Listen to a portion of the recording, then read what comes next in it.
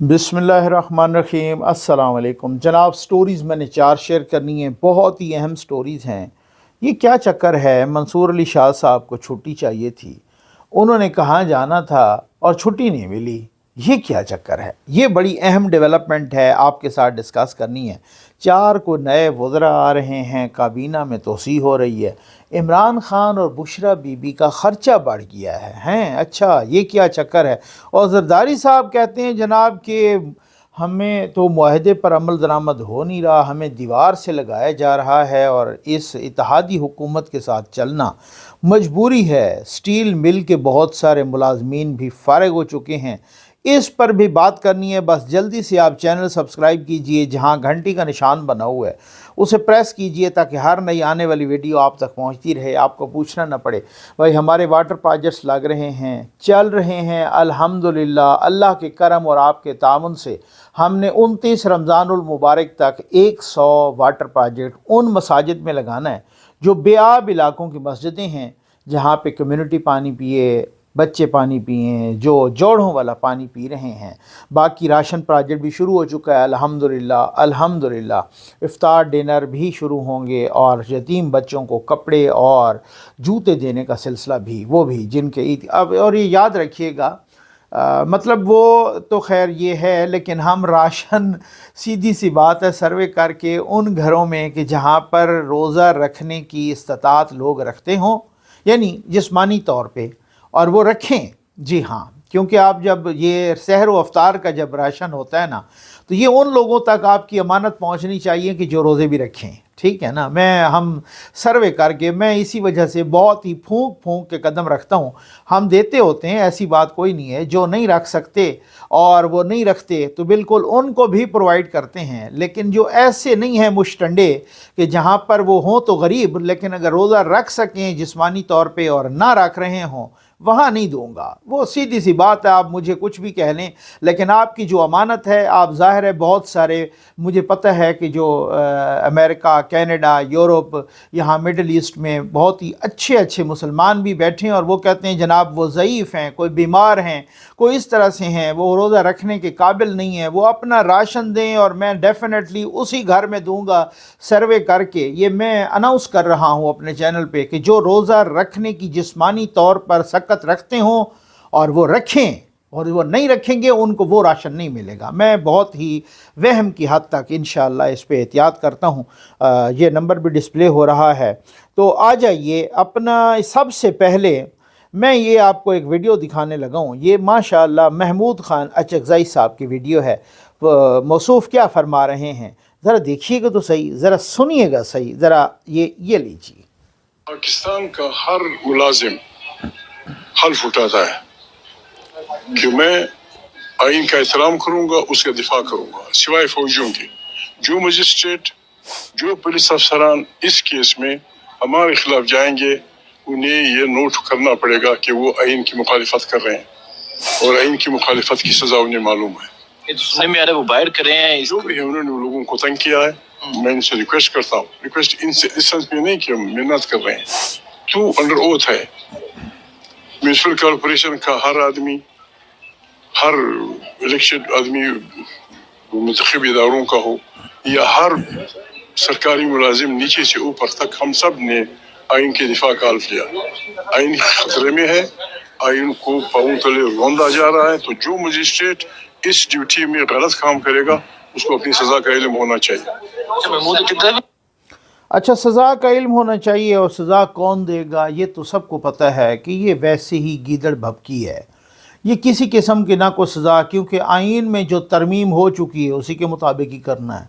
जो मजिस्ट्रेट को आइन कहेगा वही करेगा। अब आइन में 26वीं आइनी तरमीम को वापडा वालों ने तो की नहीं, वो वही की है पार्लियामेंट में जो वो तरीका है। और अचकज़ई साहब, आपकी बहुत सारी वीडियो सर आई हुई हैं और बहुत सारे लोगों को पता है, ठीक है ना। जब आपके भाई साहब गवर्नर थे, जब आप हुकूमतों में हुआ करते थे, उस वक्त बड़ा आइन पर अमल हो रहा था। उस वक्त बिल्कुल आइन और कानून और अखलाक की हुक्मरानी थी। उस वक्त किसी रिवायत की भी खिलाफ वर्जी नहीं हो रही थी। उस वक्त तो आपने ऐसे स्टेटमेंट नहीं दिए। असल में मसला ये होता है, हम बड़े मफाद परस्त लोग हैं ہم بہت ساری چیزوں کا اب مجھے ہے موجودہ حکومت ہو یا پنجاب حکومت ہو، ہزار قسم کے ریزرویشنز ہیں، لیکن اپنا مزاج ہی ایسا نہیں ہے، نہ کوئی ہم فقیر سے بننے ہیں، نہ کوئی ان سے فائدہ لینا ہے، نہ کچھ۔ جب ان کی تعریف بنتی ہے تعریف کر دیتے ہیں، جب تنقید بنتی ہے تنقید کر دیتے ہیں۔ وہ آپ لوگوں کی ڈگنیٹی ہے کہ سوشل میڈیا کے مزاج کے الٹ پھر بھی مجھے سنتے ہیں، پھر بھی آپ مجھے داد دیتے ہیں، اور میری ویڈیوز کبھی لیٹ ہو جائیں تو بار بار مجھے ہزاروں میسیجز آ جاتے ہیں کہ نقوی صاحب ہم آپ پہ اعتماد کرتے ہیں، آپ کی ویڈیو کیوں لیٹ ہو گئی ہے۔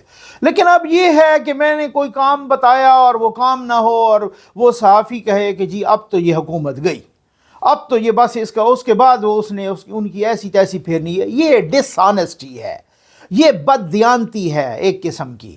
اور میں کسی چیز کے بارے میں میسج کیا ہے، حالانکہ میسج یعنی کہ اپنی خبر کی معلومات کے لیے، اور وہ نہ آئے تو ٹھیک ہے، احتجاج کرنا میرا حق بنتا ہے کہ بھائی میں نے خبر کی معلومات گورنمنٹ سے لینی ہے نا، اور اگر کوئی میسج کیا کوئی نہیں میں احتجاج کر سکتا۔ یہ کیا ہے کہ میں چیزوں کو توڑ مروڑ کے پیش کرنا شروع کر دوں کہ جی اب یہ حکومت پرسوں گئی، اب مجھے بھائی لاکھوں سننے والے لوگ ہیں، اب ان کو میں مس گائیڈ کرنا شروع کر دوں، یہ تو بہت بڑی غلط بات ہوئی نا۔ یہ بڑی عجیب و غریب سی ایک صورتحال ہے، اور بہت ہی غلط صورتحال ہے، اور ہمارے ہاں یہ ہمارے ہاں ہی ہوتا ہے، اس طرح سے نہیں ہوتا۔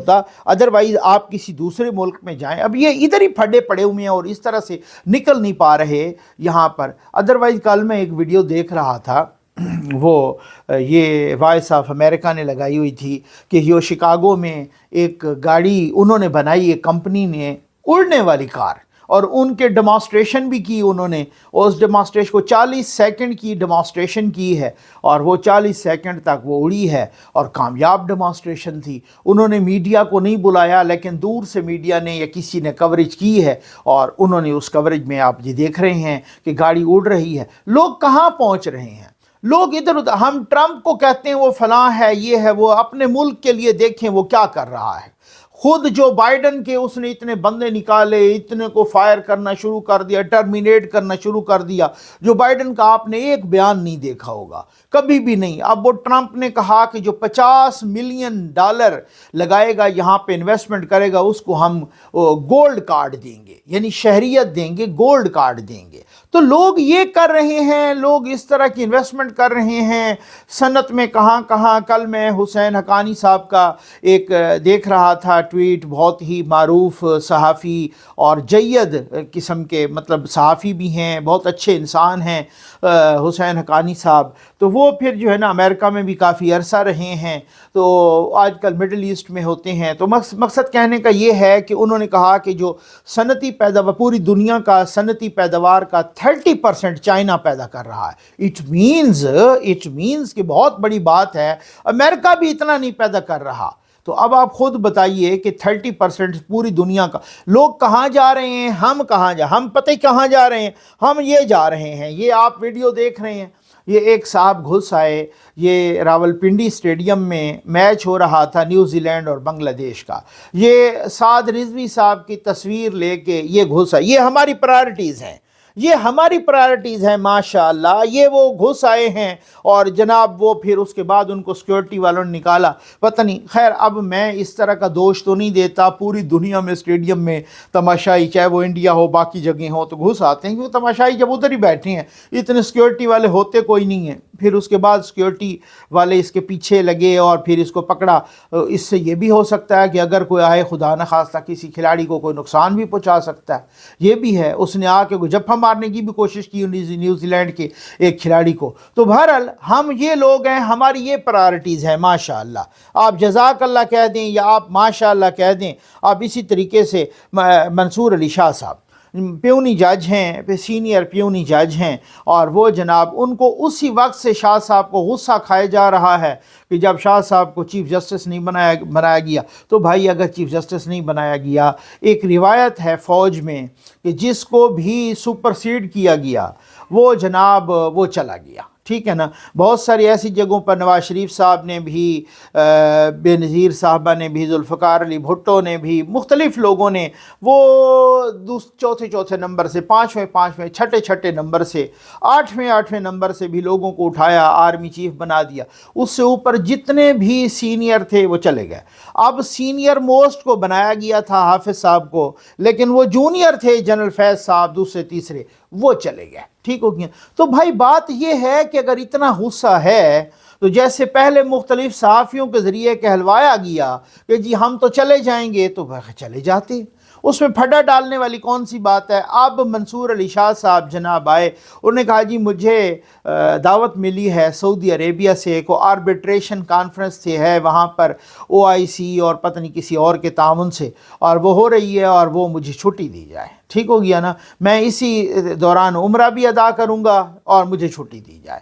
اور چھٹی چیف جسٹس صاحب نے دی نہیں. ظاہر ہے سر جب آپ تلخ کلامی کریں گے، ظاہر ہے سر جب آپ وہ جوڈیشل کمیشن کی میٹنگ میں فائلیں اٹھا کے ماریں گے چیف جسٹس کے منہ پر، ٹھیک ہے نا، تو پھر ڈیفینیٹلی آپ ایکسپیکٹ کریں یہ چیزیں. بہت سارے محترم ججز کو چھٹی مل جاتی تھی بہت ساری کرٹسی میں، اگر وہ نہیں ملنی چاہیے تھی پہلے، میں سمجھتا ہوں. ادروائز آپ خود بتائیں کہ کسی آپ ایک گریڈ 16 کے بندے کو، گریڈ 17 کے بندے کو، ایون گریڈ 22 کے بندے کو وہ چھٹیاں چاہیے ہونا، ان کی ایک کیلکولیشن ہوتی ہے کہ سر یہ ہے، یہ آپ کی اتنی چھٹیاں یہ برابر ہیں، اتنی چھٹیاں یہ ہیں، آپ کی سیچرڈے سنڈے بھی ماشاءاللہ چھٹی ہے، آپ کی گرمیوں کی چھٹیاں بھی ہیں، آپ کی سردیوں کی چھٹیاں بھی ہیں، اور لمبی چھٹیاں ہیں، اور آپ آ رہے ہوتے ہیں پتہ نہیں 9-10 بجے 11 بجے، اور ماشاءاللہ اس کے بعد جو ہے نا آپ وہ چلے جاتے ہیں 2-2:30 بجے یا 1 بجے، اس سے بھی پہلے، یا 11 بجے، کوئی 12 بجے جا رہا ہے، اور پھر اس کے بعد فائلیں بھی اٹھا کے ماریں اور تلخ کلامیاں بھی کریں،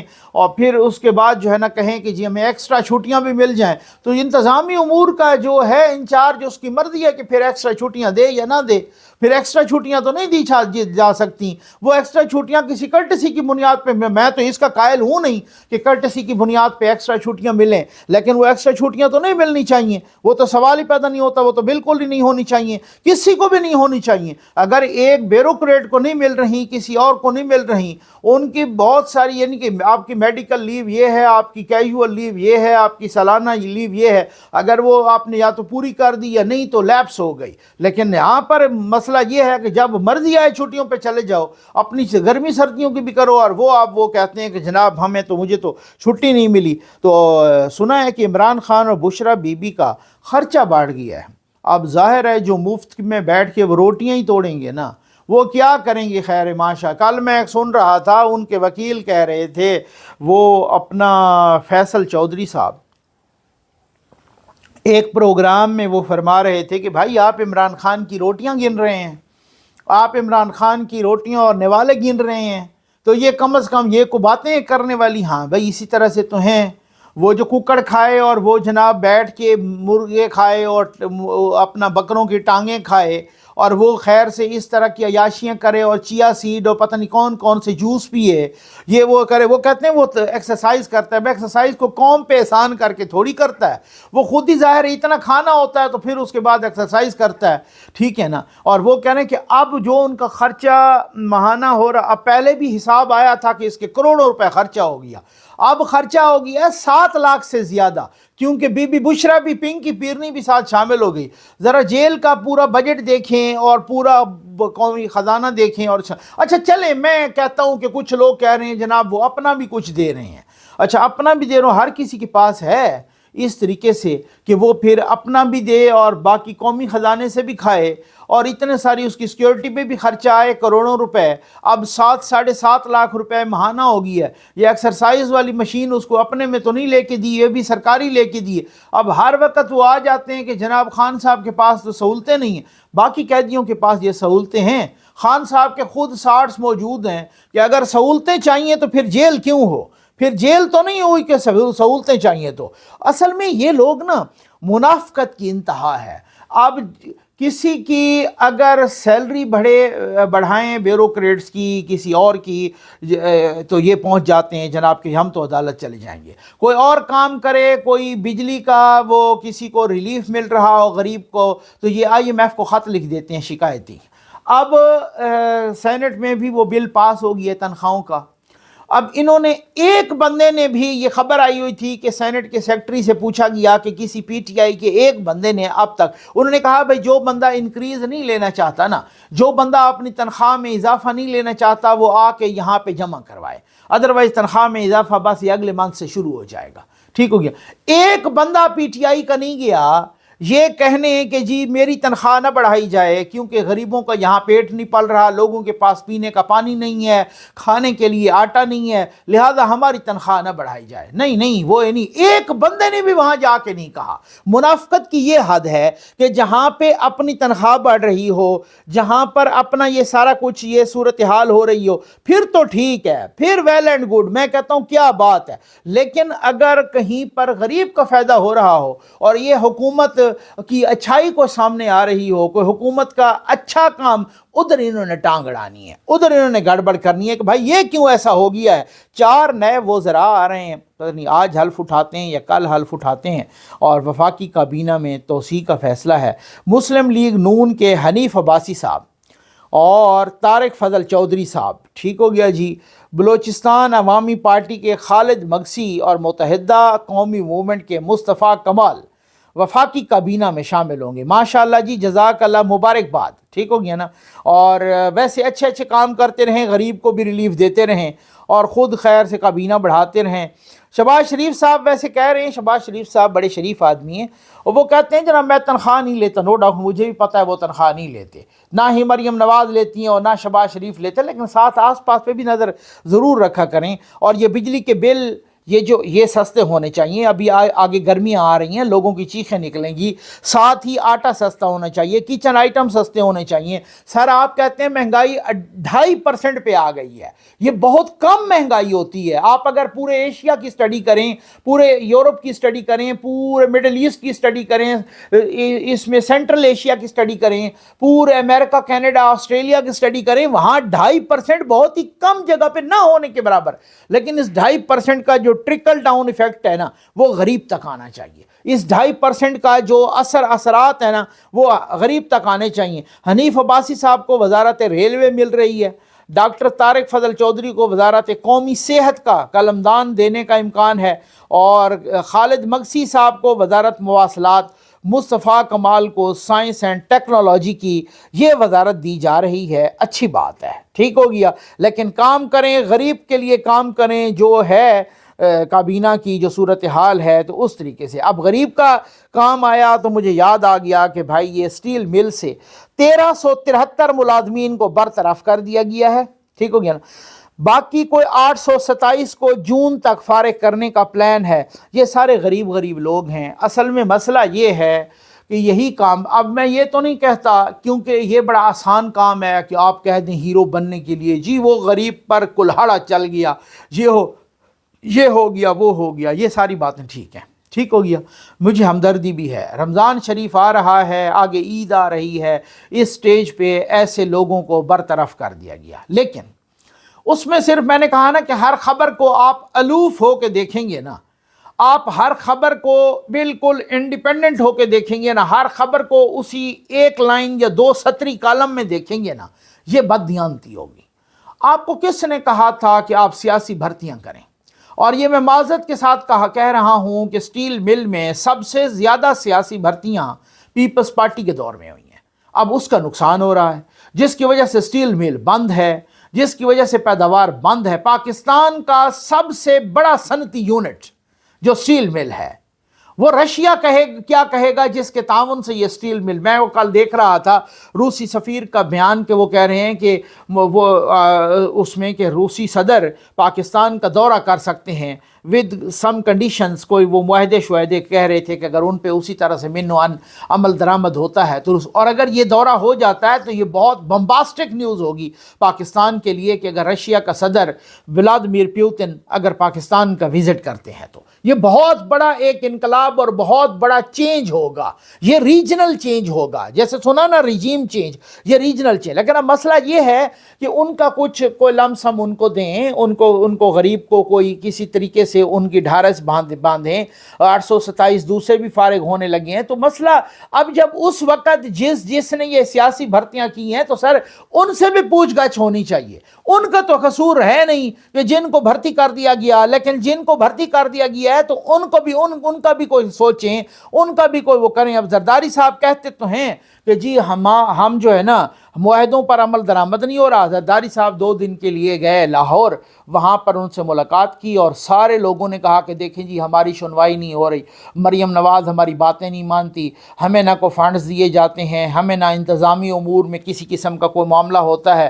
जरदारी साहब ने कहा है मुआहदों पर अमल दरामद नहीं हो रहा, इस इत्तेहादी हुकूमत के साथ चलना मजबूरी है। सर बिल्कुल पता है, मैं तो पहले दिन से कह रहा हूँ भाई नून लीग और पीपल्स पार्टी का जितना आपस में बैर है इतना तो पीटीआई के साथ भी नहीं होगा, क्योंकि ये अब जो मजबूरी में चल रहे हैं तो ये तो एक क्या कहते हैं एक इस तरह की मजबूरी ऊपर डंडा चल रहा है हाफिज साहब का, इन्होंने चलना है मजबूरी में, बहुत सारे और भी प्रॉब्लम्स होती हैं।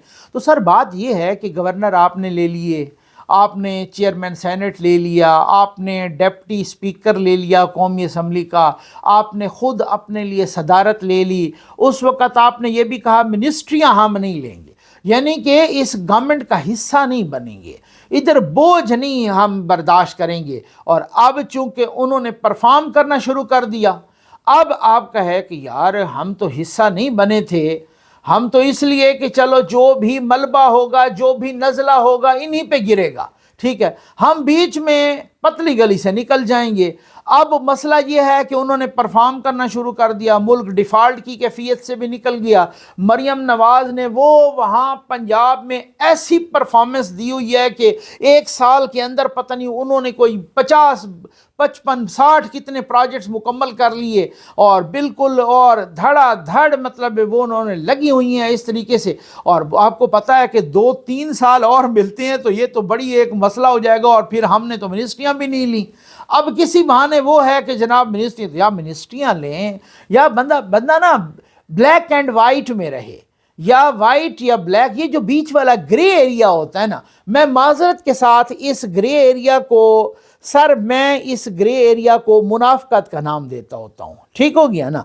मैं मुनाफकत का, जिस तरह की मुनाफकत बहुत सारे मेरे दोस्त पीटीआई के कर रहे हैं। अभी आरिफ अलवी साहब जाके वहाँ शिकायतें लगाए, पता नहीं अभी वापस आए हैं माशाल्लाह या नहीं। वो आप पेंशन ले रहे हैं पाकिस्तान से, बाकी सारी मराहत आप ले रहे हैं सर पाकिस्तान से, और जाके शिकायतें लगा रहे हैं IMF को और USA को, और वहाँ पर वो कर रहे हैं। अब ये देखें, जो मैं कहता हूँ कि जो अवाम है ना, जो अवाम बस ये वाली एक सूरत हाल है, वो समझती है।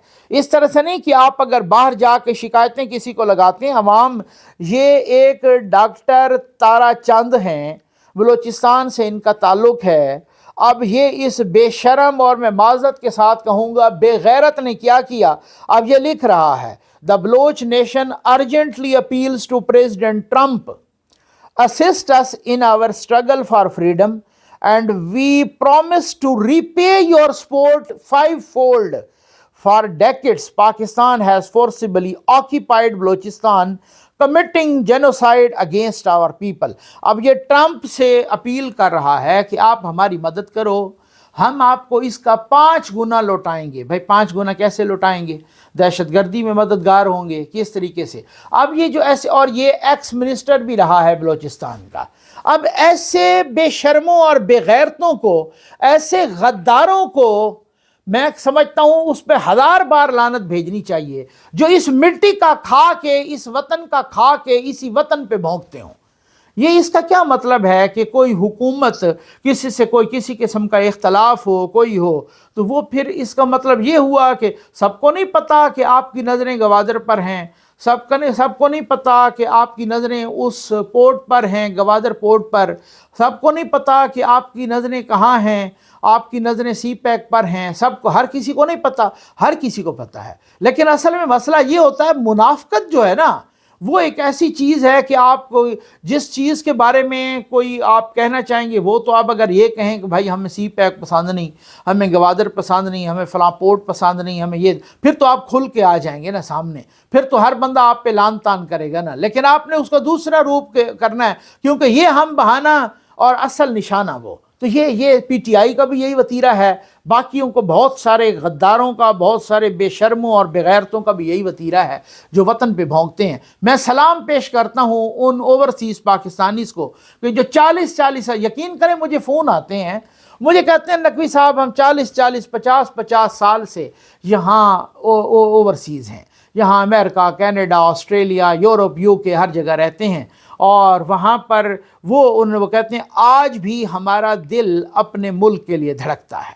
اور بالکل ایسے ہی ہے، آپ لوگوں کی حب الوطنی کو سلام ہے، آپ لوگوں کی اس وطن سے محبت کو سلام ہے. بھائی جو اس مٹی پہ، بھائی ان کو کیا ہے جن کو کارڈ شارڈ ملے ہوئے ہیں، شریعت ملی ہوئی ہے، سب کچھ ملے ہوئے، لیکن پھر بھی وہ اپنے ملک میں کسی کو پانی نہیں ملتا وہ کرتے ہیں، چیریٹی کرتے ہیں، کسی کو کھانے کا آٹا نہیں ملتا وہ پتہ نہیں ہزاروں لوگوں کو، ہزاروں تنظیموں کو یہاں پہ چیریٹی کر رہے ہیں.